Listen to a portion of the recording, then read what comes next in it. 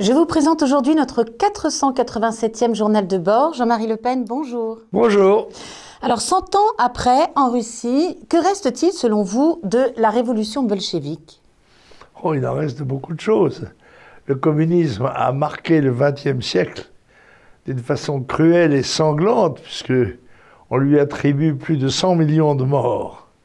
Et ne serait-ce que l'épisode de Katyn, qui est en lui-même révélateur, je vous rappelle, en 1940, le NKVD a abattu 22 000 officiers polonais d'une balle dans la nuque et d'une fosse qu'on a retrouvée, que d'ailleurs le tribunal de Nuremberg a attribué aux Allemands, tout à fait faussement, bien sûr.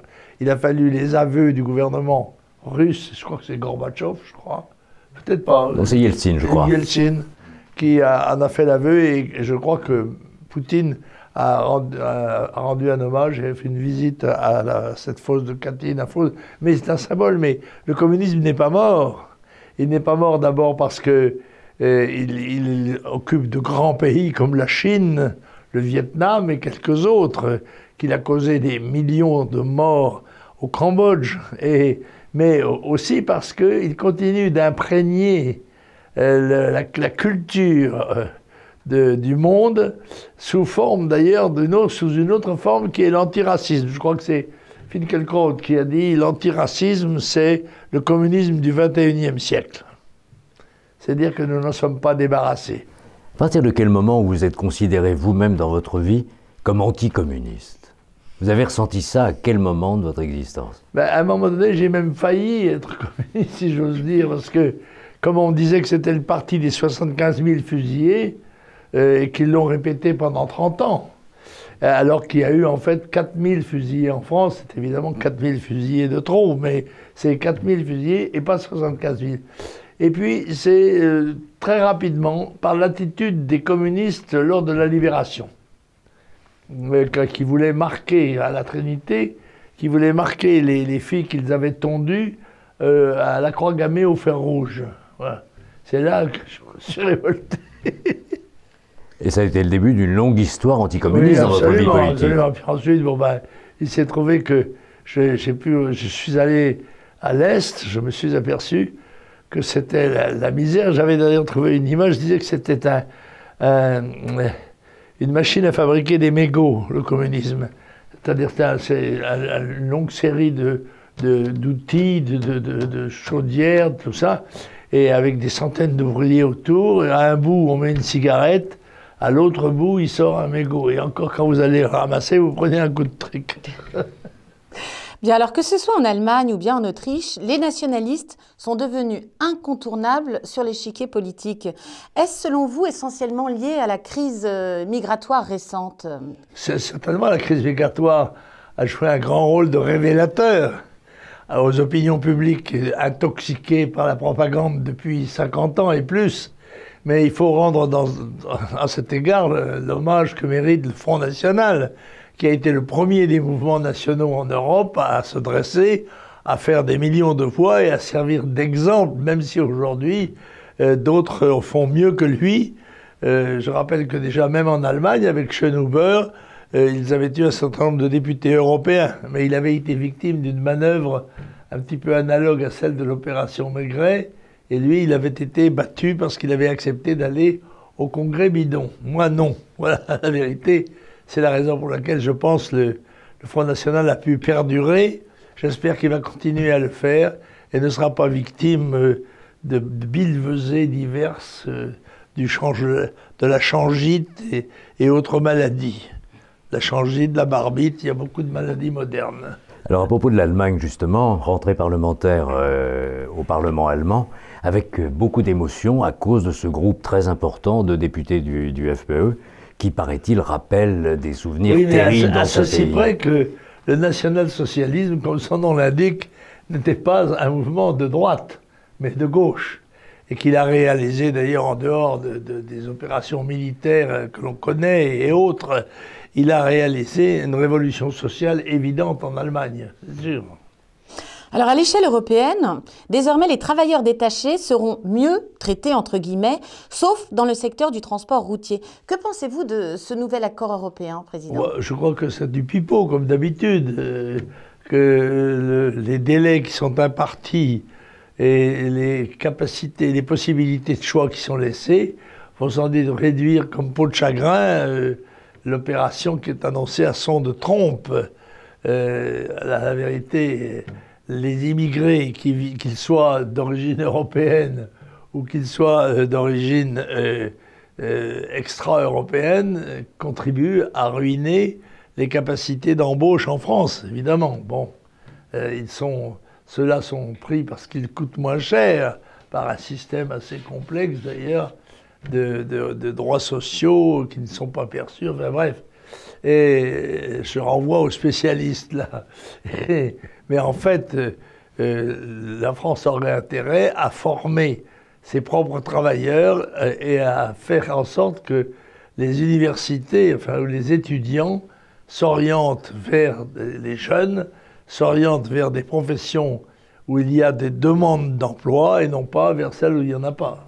Alors il semble à propos de cette affaire de travailleurs détachés que le président de la République, Emmanuel Macron, devient extrêmement brillant, fort, performant dans le domaine de la mise en onde et de la mise en scène de réalisations qui, quand on les regarde de près, sont moins évidentes qu'il n'y paraît à travers la propagande du gouvernement.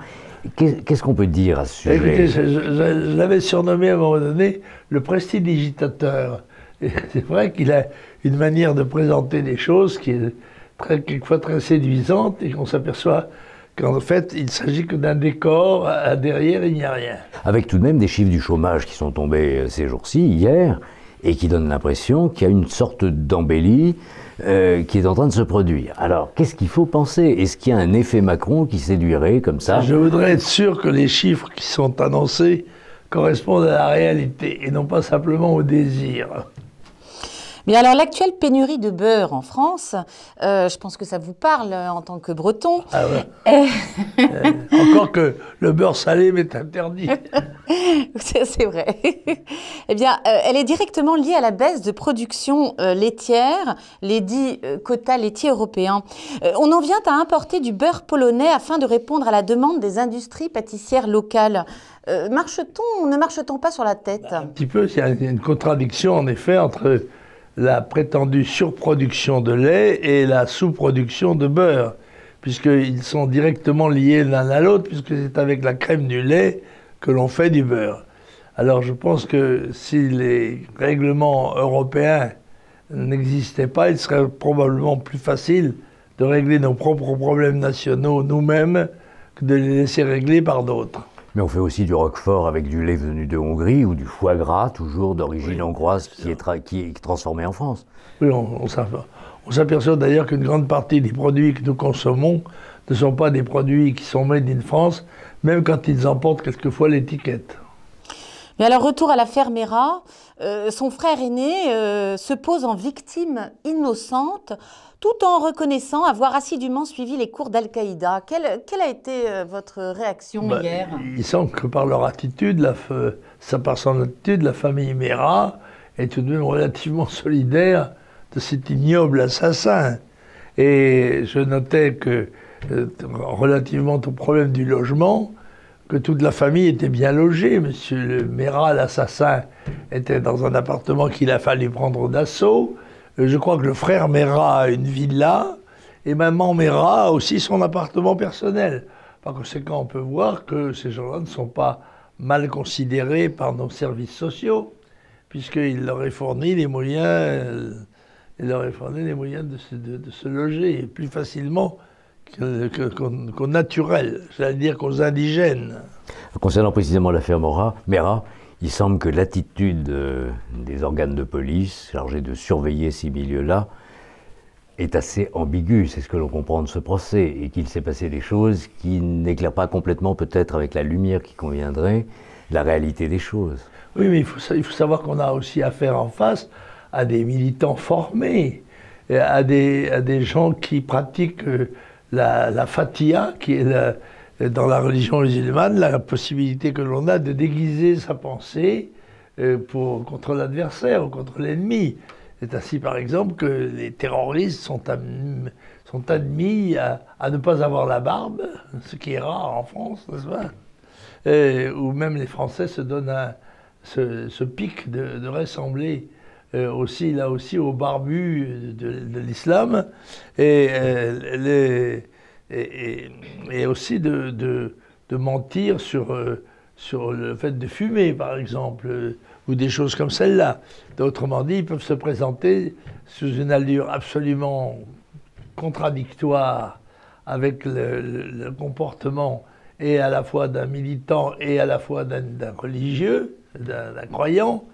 Et par conséquent, les services de police ne sont probablement pas à la hauteur, non pas technique, mais peut-être d'effectifs pour lutter contre un phénomène de cette taille. Et éventuellement la hauteur psychologique? Sans parler de l'attitude des magistrats, qui chaque fois, ou presque chaque fois, s'ingénient à mettre des bâtons dans les roues de la procédure. Mais alors on assiste à des exclusions à tour de bras au sein du Parti des Républicains pour cause de traîtrise. Va-t-il rester beaucoup de monde? À tour de bras, c'est pas Siva en tout cas, parce que Siva a 6 bras et il n'y en a que 5, je crois. Pour l'instant. Qui sont visés par les procédures d'exclusion. Et puis, s'agissant des modérés, la décision ne sera certainement pas aussi claire qu'elle devrait l'être. On tergiversera. Cela fait partie de l'ADN de cette famille politique. Alors vous avez peut-être vu dans la presse hier et ce matin qu'il y aurait une sorte de jurisprudence Jean-Marie Le Pen dans l'affaire du quorum qui n'était pas réuni et qui n'a pas permis de les exclure à l'occasion du bureau politique des Républicains.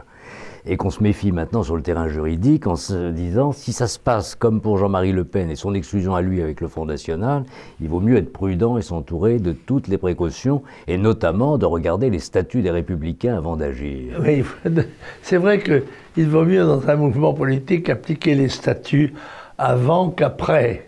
C'est ainsi que, par exemple, au Front National, il y a un organisme, le seul d'ailleurs qui soit élu, et qui comprend 120 membres, qui est le comité central, qui doit être réuni statutairement une fois par an, et qui ne l'a jamais été, autrement que par un tour de passe-passe récemment à Poitiers, je crois.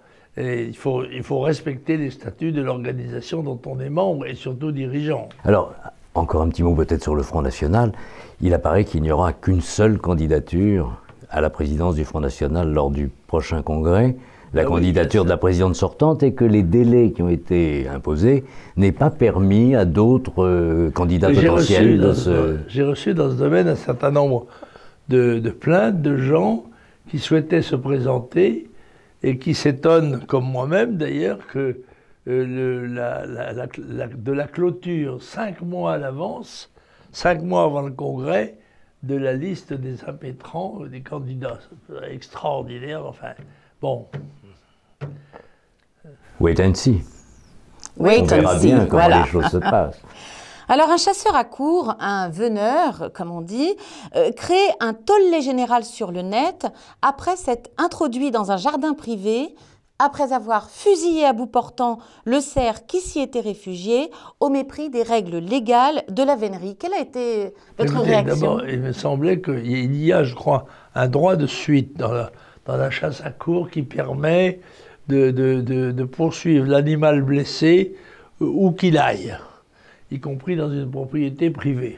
C'est un privilège étonnant, mais enfin, de tradition. Mais là, semble-t-il, le cerf n'était pas blessé. Voilà. Et en plus, vous me dites qu'il a été fusillé.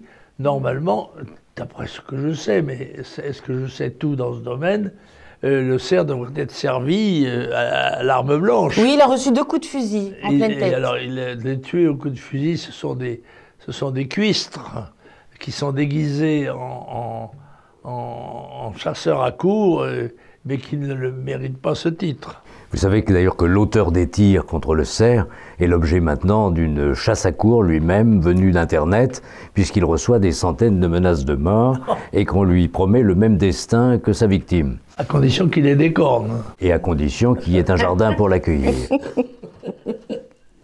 Alors, cher Président, parlez-nous un petit peu des semaines qui vont venir, là, vos vacances, votre convalescence. Vous allez me perdre, vous me garderez peut-être par téléphone. Oui, bien entendu. Vous allez me perdre, que je vais en convalescence. En fait, j'ai eu une opération chirurgicale récente et il m'est conseillé d'aller me reposer dans des endroits où je serai moins sollicité que dans mon bureau. Voilà.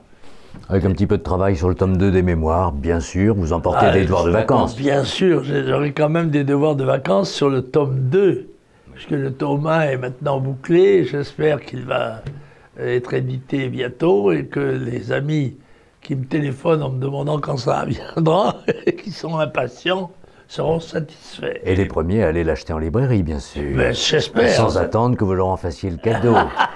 Il faut se méfier, vous savez, parce que les amis se croient tous autorisés à avoir leur exemplaire gratuit. Je sais. Je ne sais pas d'ailleurs quel est le volume prévu de dons dans ce domaine. J'ai peut-être une information, mais on ne va pas la donner aujourd'hui, parce que ça ouvrirait peut-être une brèche. Non. Achetez. Voilà.